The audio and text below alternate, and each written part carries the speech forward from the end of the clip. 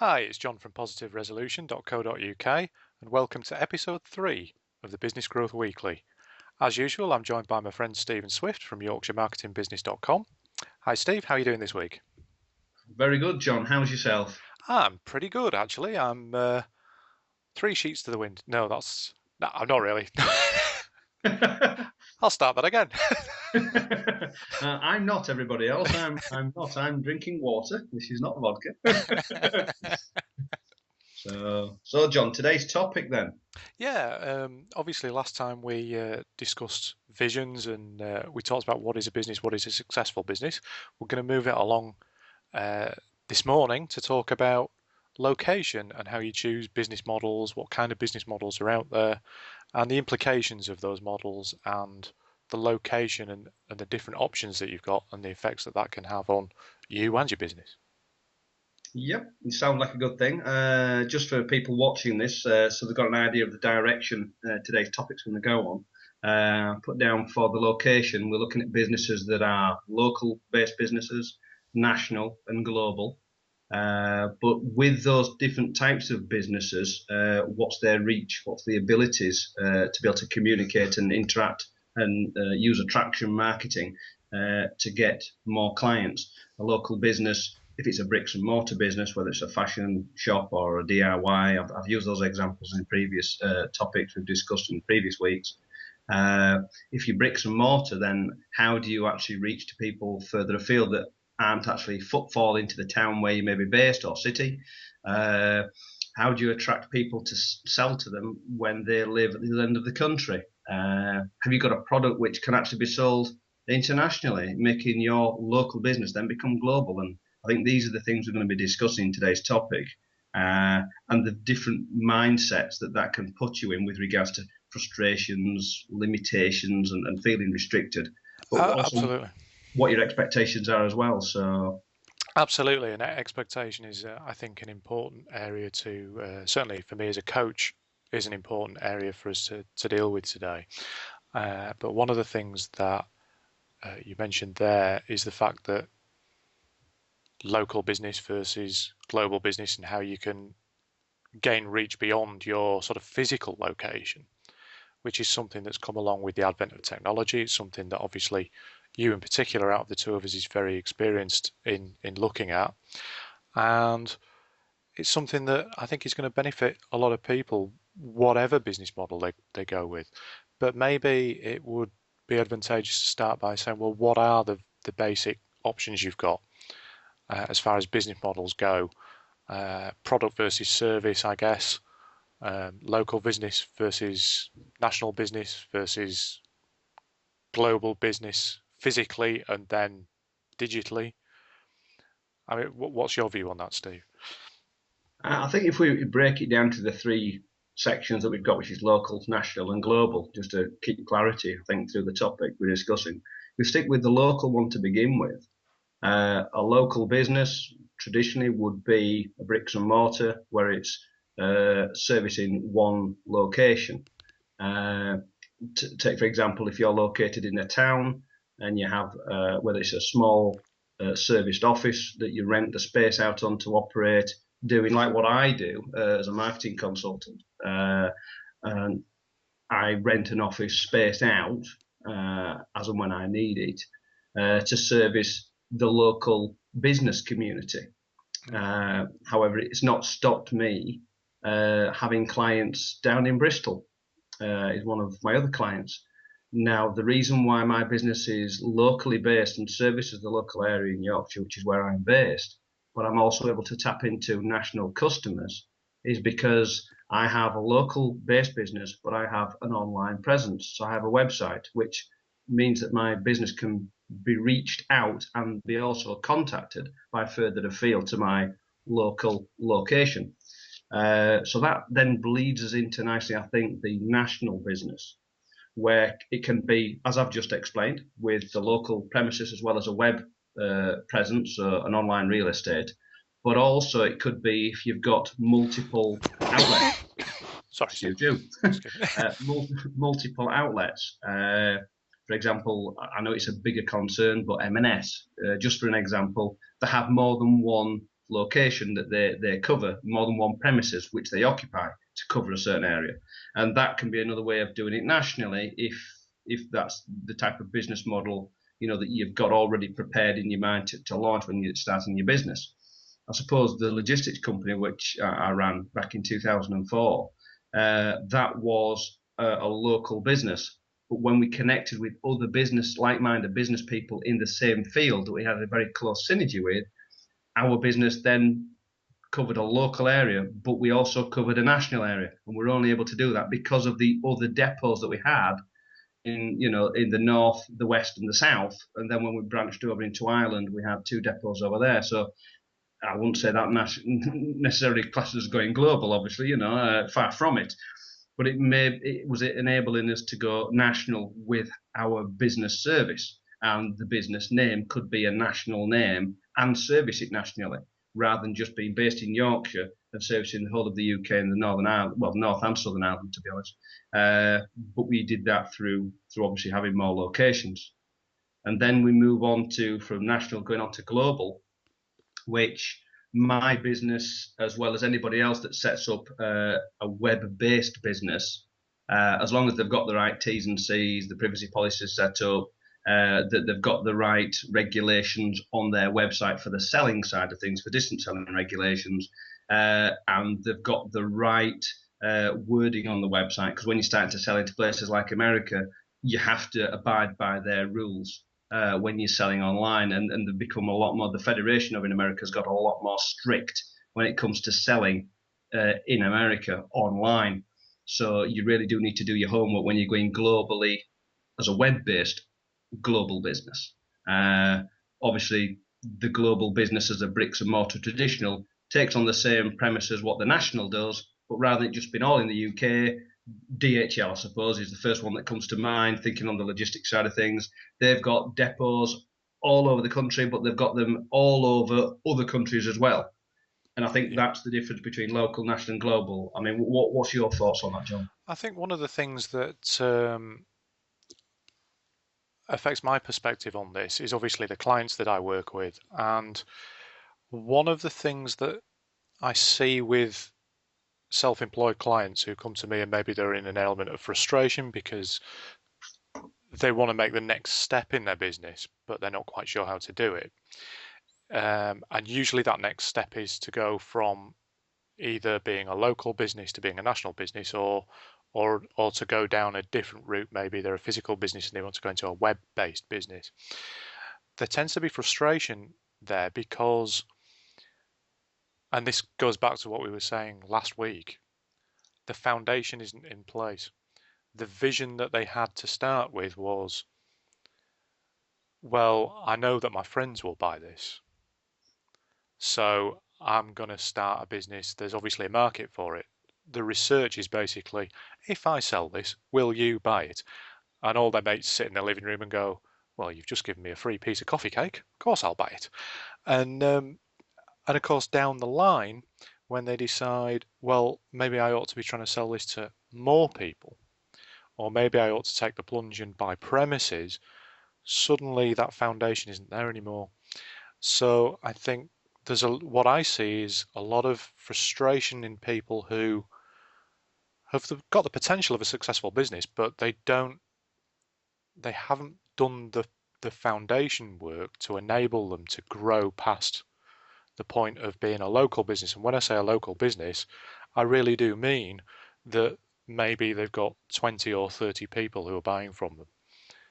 It's not even to the point of being the corner shop with passing trade. It's here it is, buy this.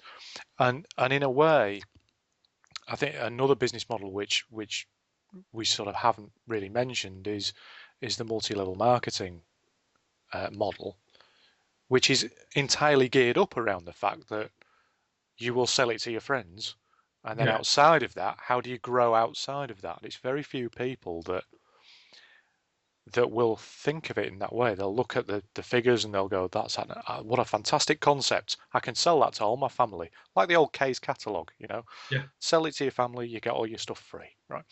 And the figures are great if you get X number of people who come through that business model, and but how many people know that number of people? And those kind of businesses, along with, and I don't want to lump multi-level marketing necessarily in with get-rich-quick schemes, but they do share a marketing method which is it's easy money, sell it to your friends and sit back and rake it in. Yeah. And it isn't true, but because the marketing is very, very good on these kind of things, people take that. And there's just an example, but what tends to happen is I think people do say, I want to work for myself. I've got this great idea. I know people are going to buy it because all my friends say they'll buy it. And then, maybe they might be baking cakes, birthday cakes or something like that. Well, great. They've got 10 friends who are going to buy a cake. They've sold 10 cakes a year. What do you do after that? And for me, this is a little bit off the question that you actually asked me, but for me, as a coach, the frustration I see and the things that people come to me with is, how do I move out of that? And it's breaking that mindset, which is something that we're going to talk about today. And it's about, well, I've got a business because I've got a product. And again, it's like we said last time, do you identify your business as the business is the product, or is the business the process that sells the product? And for a lot of people, the business is the product, and they don't have that many products. And if the business is a service, then the business is a service. Now, for me, my face-to-face coaching practice, I'm based in Yorkshire. I work in 3 separate locations across Yorkshire. But in each of those locations, I deliberately operate as a local business. I advertise myself as, I am your local coach, specializing in this particular area. But actually, I coach all over the country. I certainly speak all over the country. I travel, and if I'm asked to speak at an event, I travel anywhere. But like this video today, the invention of Skype means that I can coach and see people face to face anywhere in the world. And I do have clients all over the place. But am I still a local business? Yes, because I deliberately keep that mindset of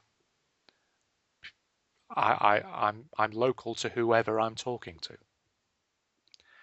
So maybe, to me, the difference between local, national, and international, it's a mindset. Does that make sense? Yeah, absolutely. Yeah, I see where you're going with that. So I think with a lot of people, it's about stripping it back again and saying, okay, I've got 10 people I'm going to sell these cakes to, but my ideal would be to be exporting cakes all over the world, or I want my cakes in all the major supermarkets. Well, unless you know that right at the beginning, you're not going to be able to make that progression, or certainly not very easily, because you're not going to know what you don't know. And that's a big thing when you're in the early stages of running a business. It's recognizing that you don't always know what you don't know, and it's keeping your eyes and ears open. Yeah, well, I thought you were going to carry on then. I was very engrossed with that. Interesting what you were saying there with regards to you have to take it right back. And I don't want to go over all ground of the previous, episodes that we've done. I think we just tell people just go back and have a look at it. Go and watch it again. So, but I think before you take the next step, you need to have made sure, as we said in the previous topic, your foundation needs to be strong. So if you haven't got your why correct and your foundation set, then you can't expect to be able to sustain a business and grow it if you don't know what you wanted it to do in the first place. It sounds kind of like common sense, but a lot of people miss that. They just have this great idea, I'm going to get some business cards made with a online place where you can get business cards done. I'm not saying the name because they're not paying me to, but you can get them done very cheaply and get delivered quite quickly. And then you can go to lots of free networking events that are around the country. You can throw your business cards around. You can collect a lot of business cards. You can do the rubbing of shoulders. You can do the talk, and all the rest of it. But is that really then a business up and running? Well, you're more like doing kind of a bit of a research there. I think you're gauging the temperature of the business environment to see, is there a demand? Now, one of the business models that I run, not the Yorkshire Marketing Business, although when you do your SWOT analysis and your business plan, it tends to come out in that, but more the information publishing business which I run, I flip that on its head. I don't create something and then present it in the hope that there's a demand. I turn that completely, I was going to be rude there, but I'll turn it the opposite way around, is what I'll say. And I look for a crowd of people that are actively seeking and feel that there is a demand for something that they're looking for. Then what I do is I busy myself, which doesn't take long to be honest, so not that busy, finding what it is they're looking for. For an example, people that are looking for a way, and I quoted it in the previous episode,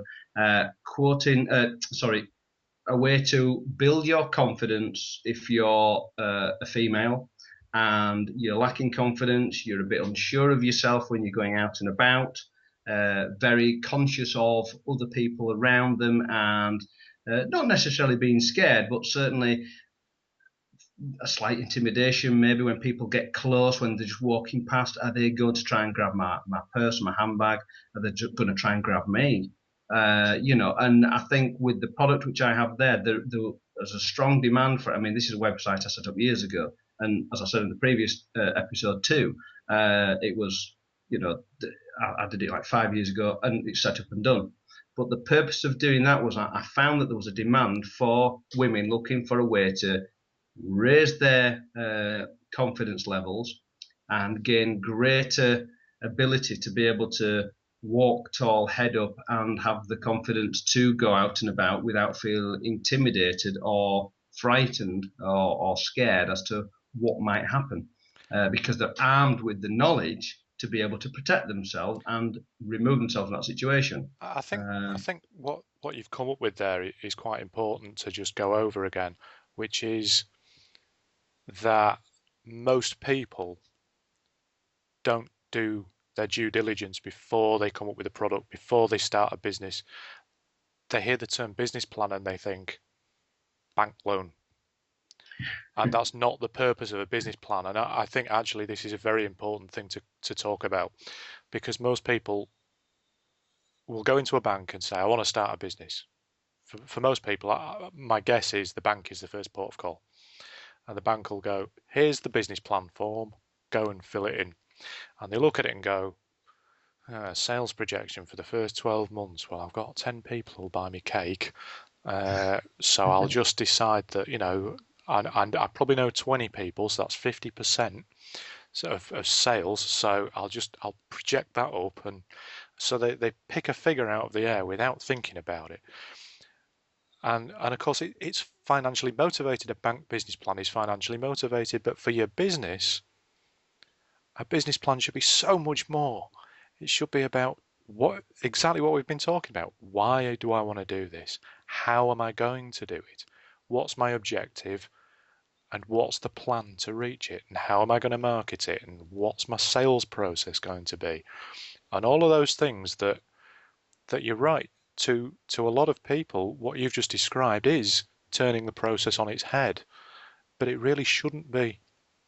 If you're going to be successful in any way at all, then you have to have this knowledge about what you're doing. If you can't explain your own business to yourself, how is anybody else going to understand what you're trying to do? Why would anybody else want to work with you?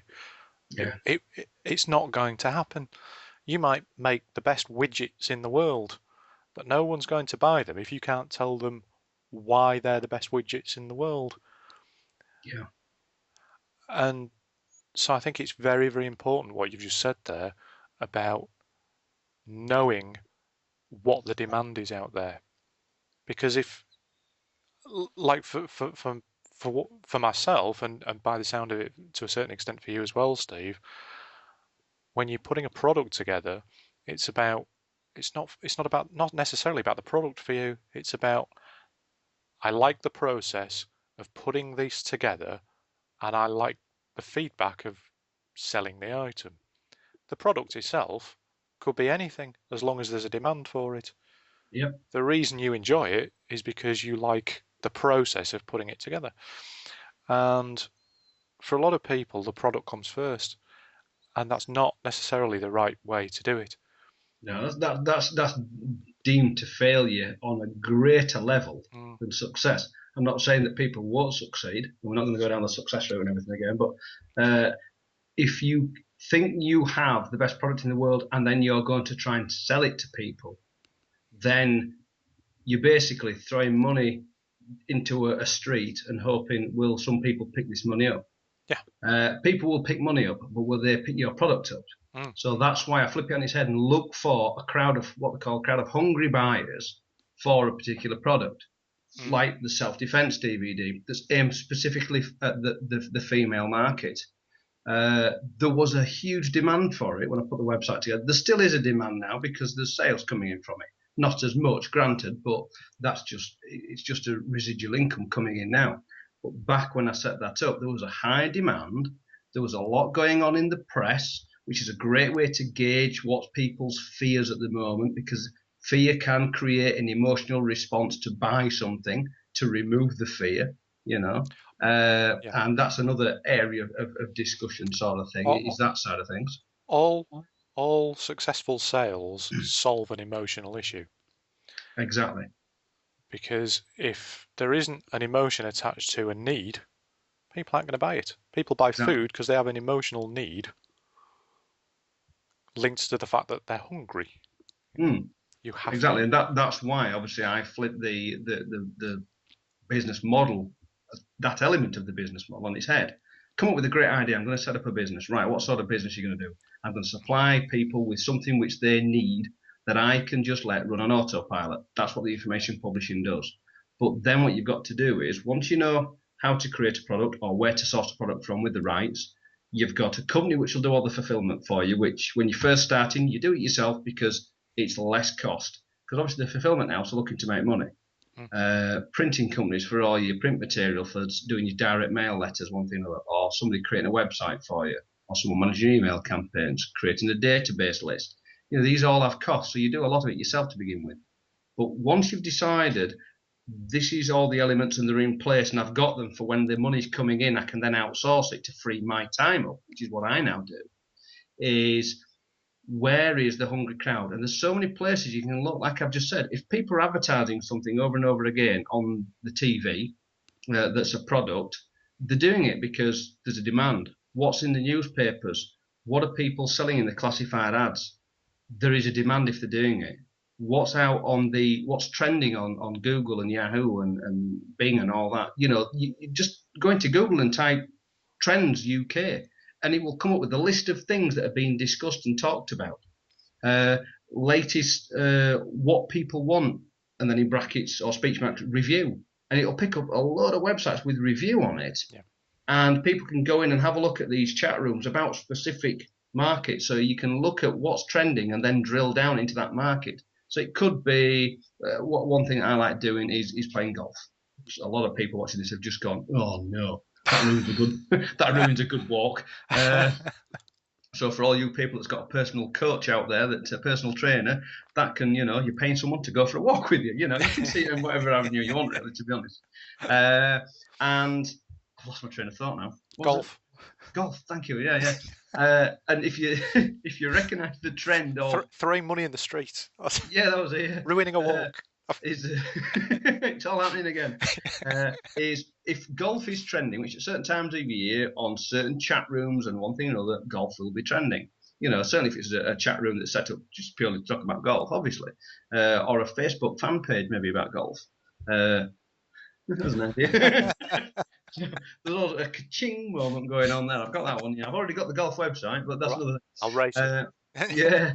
So, but then it's like, okay, so we're talking about golf. Then you look at the chat rooms, and someone could be saying, "I'm really struggling with my tee shots. I'm a left-handed golfer." Right, straight away, golf, left-handed golfers, tee shots. I need to find a product that is aimed at helping left-handed golfers with their tee shots. You go away and busy yourself, find a product that's already done, whether it's an ebook to explain the process in a theory point of view, then go to the practice range and try it out. Or if there's a DVD product out there, even better, because there is, and another guy, and I've already got it. But you can then actually go out and promote that to that group of people. So you can join in the chat.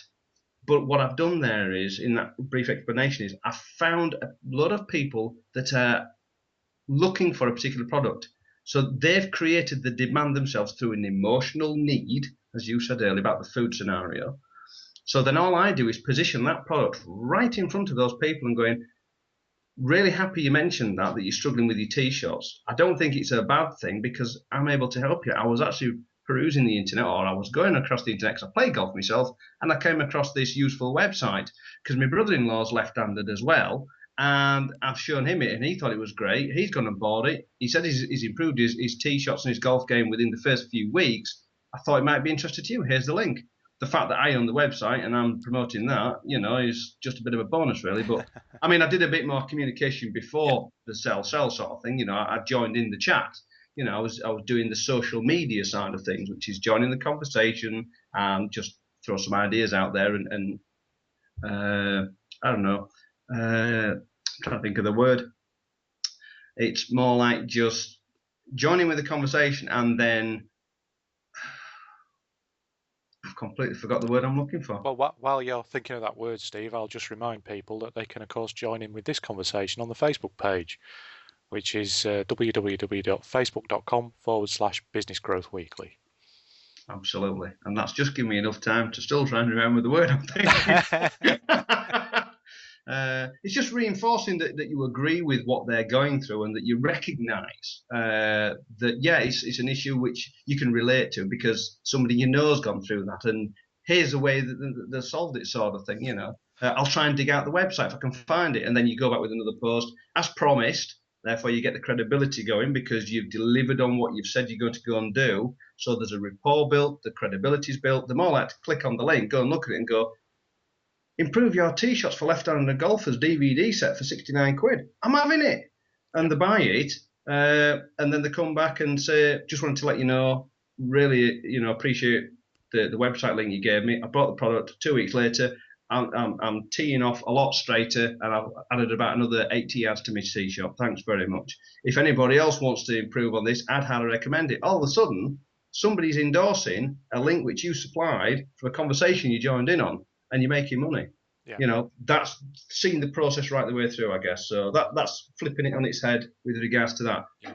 But your bricks and mortar side of things, like your leisure wear, like your plumbing, i.e., supplying, like your Jewsons of this world, etc. There's obviously going to always be an element of demand, but it's how well you can attract the demand of buyers to your door rather than going to one of the multiples or someone that's already established. And I think this shifts the conversation now, doesn't it? I think it does. And also you've brought up there's a difference between business to business companies and business to consumer, because your marketing is going to be different. Business to business, you don't necessarily need that level of sort of emotional engagement in order to sell your product, because a business will just say, how much can I make out of it? But the difference comes between, if you're, for example, a manufacturer of a widget and you're selling that into a wholesaler, and the wholesaler sells it to a retailer, and the retailer then sells it onto the customer. Well, as the manufacturer of the widget, it can still be your responsibility to communicate that emotional connection with the end consumer. Yeah. It's not necessarily down to the wholesaler or even necessarily down to the retailer to make that connection. Now, obviously, if you're a retailer, you own a shop selling whatever, it's your responsibility to make that kind of connection on your own behalf, so that people will shop in your shop for the widget, yes, as opposed to the one down the road. But for the product itself, and you can, I mean, you just have to walk down any city street to see, Coca-Cola, McDonald's, all of these companies, it's the manufacturers who are responsible for the marketing. With McDonald's, it's the main company that provides them, the franchises, with the materials. Yes. So what I'm saying, the reason I'm saying this is it's very, very easy for you to say, well, that kind of marketing, what you're talking about, isn't relevant to what I'm trying to do. But what I'm saying is it really is. And to understand this process is the difference between saying, yes, we're a purely local business, or yes, we're a national business, and yes, we're a global business. That to me is the difference. And that again is the reason why I present myself wherever I work as I am your local person. Regardless of where you are, you might be in a different country, but I still present myself as this is a personal service to you. Because particularly with what I do, I have to have that kind of connection with the person. Has to trust me, has to know that what's being said between us is confidential, and that they can trust me to deliver what I'm promising them. And that is something that rolls out across any business, I think. Absolutely. And I think what we need to move on with the topic is, because I don't want to keep harping on about the same area of topic. I want to move it through now to when people have come up, they've done the business plan, SWOT analysis, etc. Throughout that process, there should be, it's all part of the preparation before you actually go live with any business. And when they're going through this, they should have a type of business in mind. With that type of business, they need to understand and know how they're going to reach their new customers, stroke clients, what their abilities are to be able to do that, and the kind of processes that they need to go through. And processes might sound boring, but if a process I love process. if a process leads to a positive result, or even a negative one, from to learn by and tweak the process to make it stronger and better to give a more positive result and more success, then I think this is the next area that we need to discuss in this episode, John. So where do you stand with regards to experience with the clients that you've had in business when it comes to the type of business, and then how they're going to reach the clients, and what their abilities need to be? What strengths do they need to have to be able to do that? I think there are a certain number of characteristics that anybody starting a new business needs to have. The first is absolute focus, because it's always going to be harder work than you think. The second is a massive amount of curiosity. You really have to become a sponge, I think, as far as what do I need to know, where can I find it out, who can help me, who can teach me this, who can get involved, who can do the bits that I don't know what I need to do.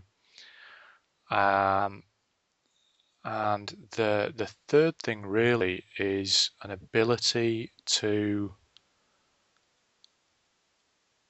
apply what you learn. Because like you say, you're going to try things, you're going to learn things, you're going to try them out. They're not going to work as you expect. So that's a big thing that I work on with clients. The next thing is to really be open-minded. And the reason I talk about being a sponge is because what tends to happen is people will choose an advisor, or they might get a mentor, or they'll read a book, and that book will give them a process. But what tends to happen with a lot of training materials is they kind of open loop you, because they give you 2 or 3 techniques and then say, well, you need to buy the next thing to get the really good technique, And with mentors, a lot of times people don't understand the difference between a coach and a mentor, or a teacher and a coach. And you know yourself, because you're a mentor for the Prince's Trust, people will turn to a mentor and ask advice, and it's not always your job to give advice. Sometimes it's your job to be the sounding board. And what will happen is you'll see people and you'll say, well, and you'll know this as well from your marketing work. I certainly know with working with clients on marketing. You say, well, have you thought of looking at it this way? Have you thought of trying this? And they'll say, nobody's ever come up with that before. So sometimes it's about lateral thinking. I think one of the things that helps me a lot is that I'm a very lateral thinker, and you can come up with ways of dealing with people that come out slightly left field, they're slightly under the radar, but people go, actually, yeah, that's quite quirky. Because for me, a lot of branding is about making yourself stand out. Well, how do you do that if you're the 35th off license in your town, right? Who cares, you know? Yeah. Or certainly the place where I'm sat now, there are 15 pizza takeaways in the town, you know. Well, how do you decide which one you're going to go to? You know, what's Yeah. going to make you stand out? And people don't think about that. They just go, you know what this town hasn't got? Another pizza place. Yeah, exactly. Or, you know, Hair salon. there's no Whole Food shop. Well, why isn't there a Whole Food shop? You know, maybe there isn't the demand to, but people will go, there isn't one, so I'm going to open one.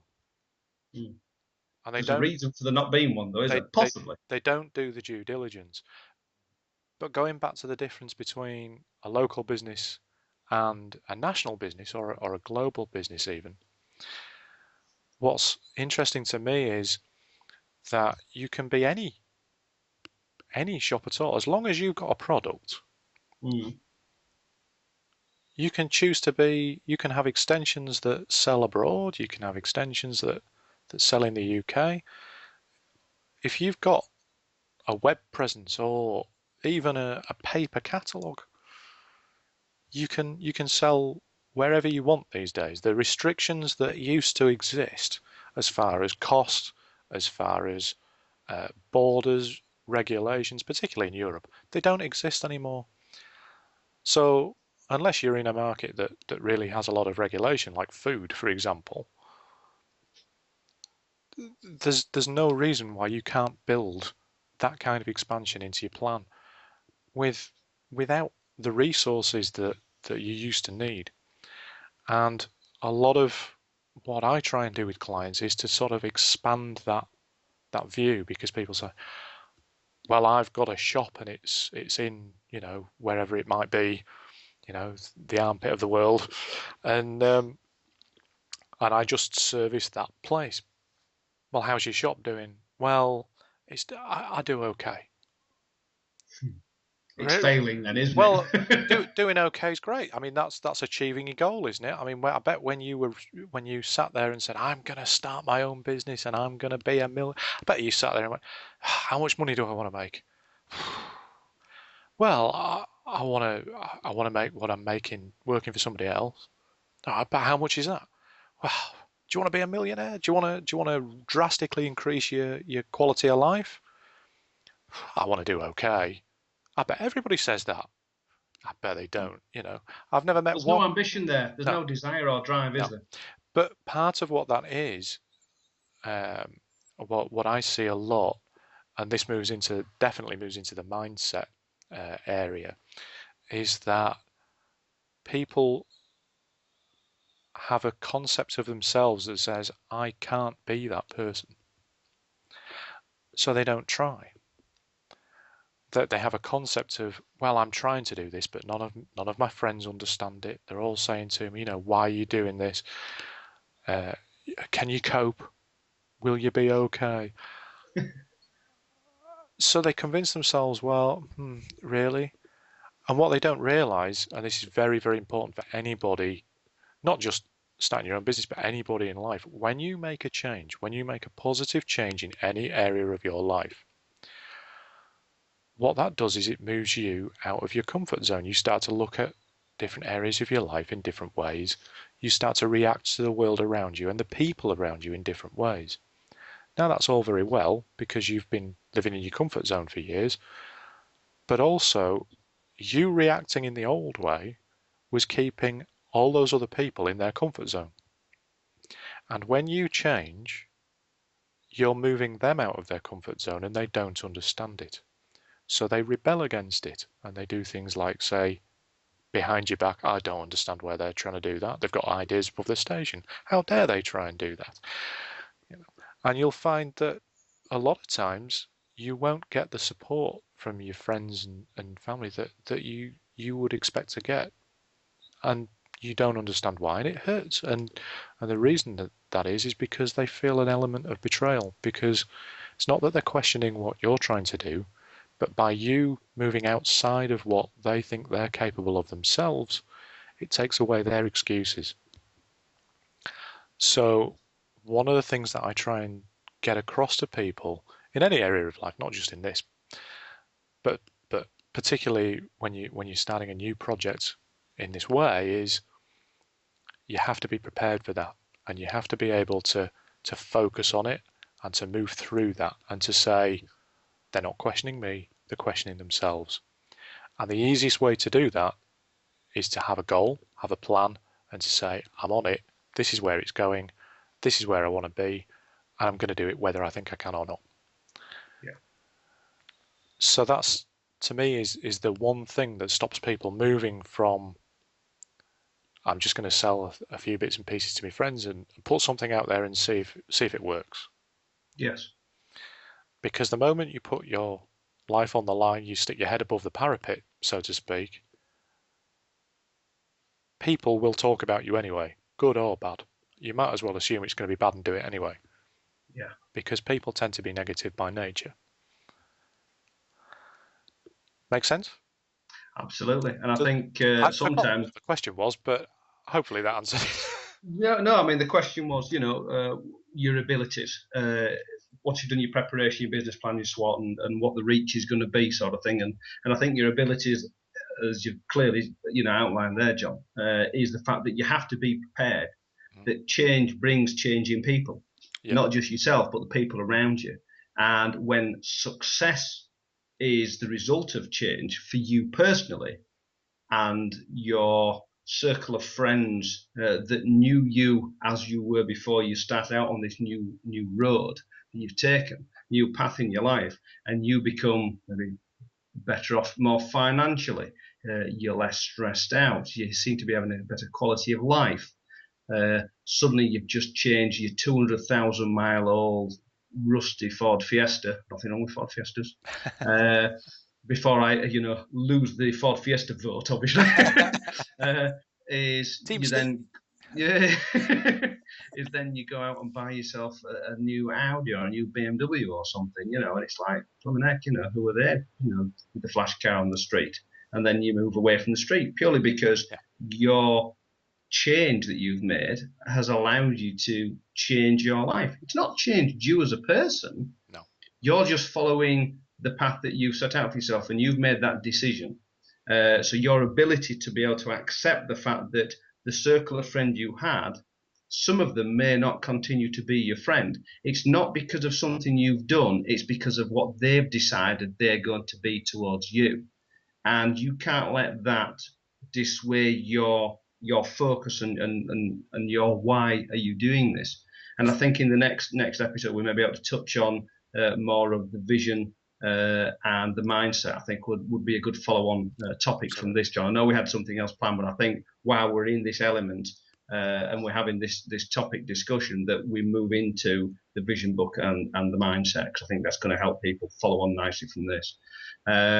So from what you said, I think you very clearly covered that. So I think we've got to the time now and the point in this topic where we maybe just do a recap of everything that we've covered in brief bullet point form. So people all of a sudden, from what we first discussed when we first started this episode, it's like, oh yes, I forgot about that, and then might want to go back and listen to it. Yeah. Hopefully it hasn't been too much of a waffle for people, and they're starting to get more value out of listening and watching. I think so. These things. So we've obviously covered the business structure of, is it local, is it national, is it global, the limitations that each can have or don't have. Certainly with technologies it is now, as you alluded to say earlier on about having Skype conversations with clients that could be anywhere. I think it's important for anybody just to start thinking about where do they want to position themselves as far as are they local? Where do they want to operate in the long term? Because then they can start to, once you get that in your mind, you can start to move towards it. Yeah. So you've got that side of things. When you've got all that in place and you know what your abilities are and what abilities you need to actually research and develop in yourself. So self-development is there with what you're saying, being a sponge, focusing on what you need to be able to achieve your goal. It will include research. It will include buying books or buying training or attending training workshops yourself. You know, I mean, all right, Yeah. I do marketing training workshops and I will train people on elements of marketing and advertising and on and an offline business and the combination of the two using all sorts of methods, whether it's video, whether it's email, whether it's, social media, LinkedIn, Twitter, Facebook, etc., and Instagram and one thing or other. What things might not be working anymore, like Friends Reunited. It's like, well, some people still kind of use that. Question that, but anyway, that's their choice. I've never got any business from it, to be honest. But once they've done that, then it's a case of being able to process the knowledge they've got. I mean, sorry, I forgot to mention, although I do marketing training, I still attend training seminars myself to keep abreast of the latest technologies and the latest what's happening now, what's cutting edge, what works, what doesn't work, what are the pitfalls, what do people need to know about their current marketing strategy, even if it's just placing an advert in the local paper because they're a local-based business. Yeah. That's still a strategy. If the strategy they're using has changed somewhat, they need to understand what that change is to be able to implement the change or the tweak needed in their process, which is another, obviously, term that we mentioned as well, to make sure that it's still maximising the return on investment. There's no point in spending £180 on a very tiny little advert or £2,000 on a newspaper advert that's slightly bigger and more colourful if it's not working, if it's not structured in the right way. So your strategy needs to be correct. I think the other thing as well, relating to that, and particularly with the sort of the marketing, it's funny you're just saying about the difference between, the full colour advert and the smaller advert and which one works better, is develop your strategy before you go out looking for your advertising. Do your research first, then develop your strategy. And people like Steve or myself can, there are people out there who can help you do that if you don't know how to do it. But do it first, because what you'll find is you take out an advert somewhere and it might be the best advert in the best place and everything else, but what you'll find is suddenly your phone starts to ring, and your phone starts to ring with people saying, we saw your advert, do you want to advertise with us as well? And these people are pretty good at what they do, and by the time you put the phone down, you're going, I don't even know where I've just put an advert. Having the strategy in place first and knowing why it's in place and what it's going to do for you enables you to turn around and say, it might be fantastic, but I'm not going to do it. And the thing that enables you to say, no, I'm not going to do it, or yes, I am going to do it, is absolutely why it's right for you and why it isn't. It could be just a timing issue, couldn't it? Really? It could, but the thing that stops you from making a mistake is the fact that because people sign up for this because they get a phone call and they say, we can do this, that, and the other, and there's that niggling little doubt in the back of your mind that says, I don't know why I shouldn't do this. I don't want to do it, but I don't know why. So people sign up just to get them off the phone. So that's something that I really recommend is do your research first, have that in place. And that goes back to what we said earlier on about make sure your business plan is for you and not just for the bank. Yeah, exactly. It's got to be about you. And I suppose doing the research and being that sponge, it's something which people watching this may well already know. And it's very simple. Knowledge is king. If you have the knowledge, if you prepare yourself with the knowledge, when you get that phone call saying, we've seen your advert in this newspaper, but you're not in our newspaper, and we can do this deal for you, or we've seen your website, we want to get more traffic to it for you. If you advertise with us, we'll guarantee Yeah. That this and the other. Well, no one in marketing can guarantee. I've been in No. marketing for many, many years. You can't guarantee. There's only one thing I guarantee people, and it's based on how good I am, without sounding that came across really badly, I know. But if you bear with me, you'll understand what I mean. The only guarantee I give is because I'm so good at what I do, I am happy and comfortable and confident to say my guarantee is when Mr. or Mrs. Customer, you sign up for my services and I help your business and assist and work with you on your business with regards to your marketing and advertising, your strategies, your pre-planning and your analysis of that. So you don't have to take your time away and your eye off the ball of creating your business and driving it forward. You give that workload to me and my team that we then do all that work for you. Yeah. If when I present my invoice to you and you pay the bill, if over the agreed expectation period of time for the return on investment to take place, if that's not a bare minimum of 3 times my invoice as a bare minimum, then I won't even start the business. I won't start working with them, but that's the confidence which I have. That's not being clever or big-headed or anything like that. It's just a case of because I've learnt my craft and I continue to develop myself, and this is a thing, I made a note of this as well, that when you're starting in business, don't think once you've learnt it that that's it. No, You've learnt it, now I can start my business. Absolutely, things do change.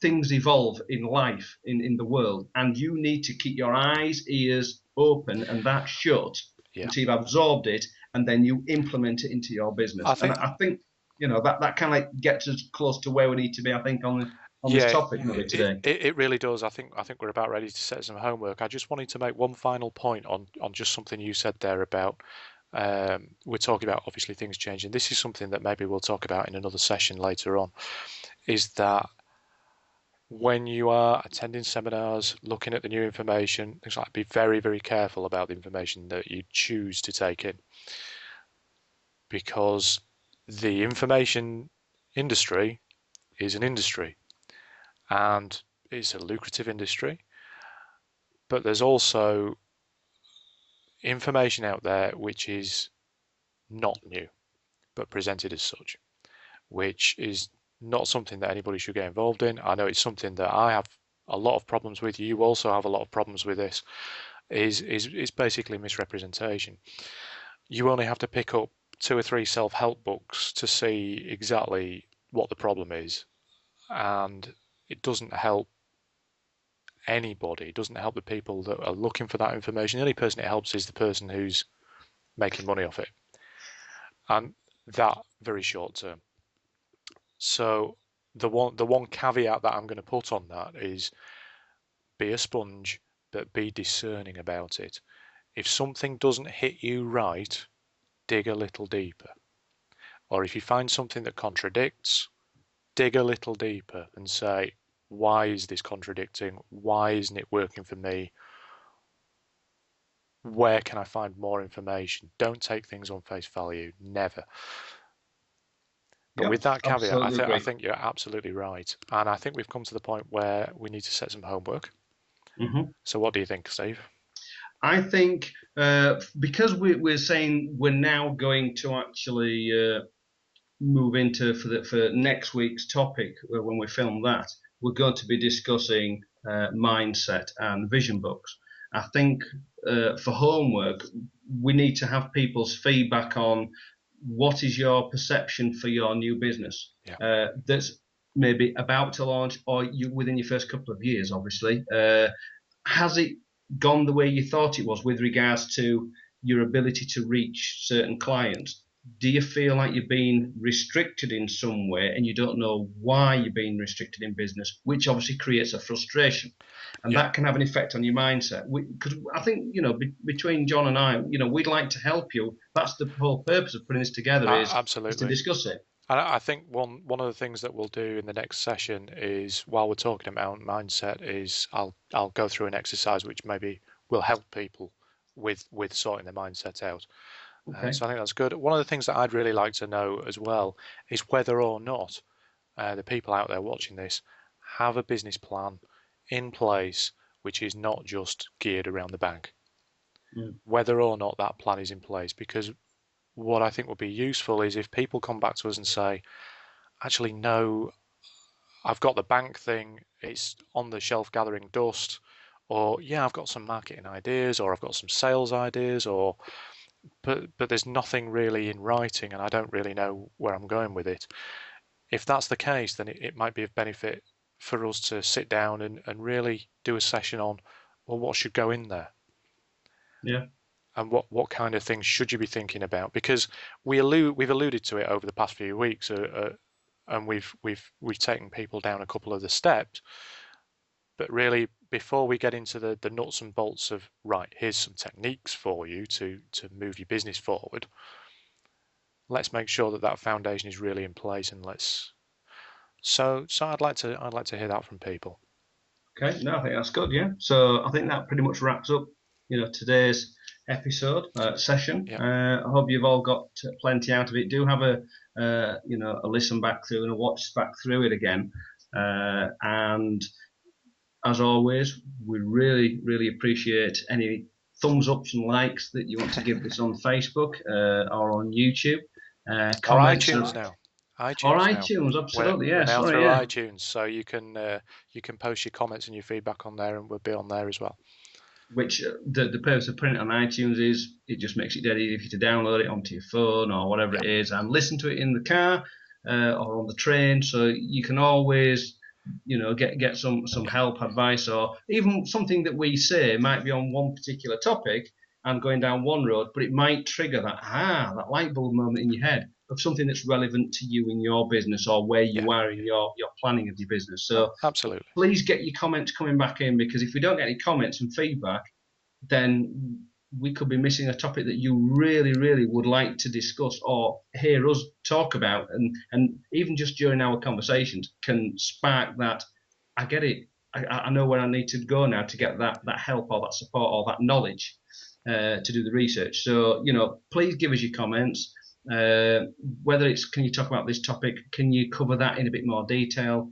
Do you know anybody that can help with this? Or I've done this and this is what I found. Then get in touch with us. We may even, do like an interview basis with you yourself. If you've been through a particular scenario and come out the other side for the better, then please get in touch with us, and we'll share that with everybody, and we'll get you involved in one of these conversations. So, absolutely, fantastic. For homework today, let's hear that. Let's go through what we've discussed already. Come back with your feedback and let us know where you are with your business, local, national, and global. Until next week, I think that about wraps it up, though. Absolutely. Get yourselves to the Facebook page. So that's facebook.com/Business Growth Weekly. Thanks again for listening. And thanks again, Steve. No problem. Thanks, John. Speak to you all next week. Bye-bye.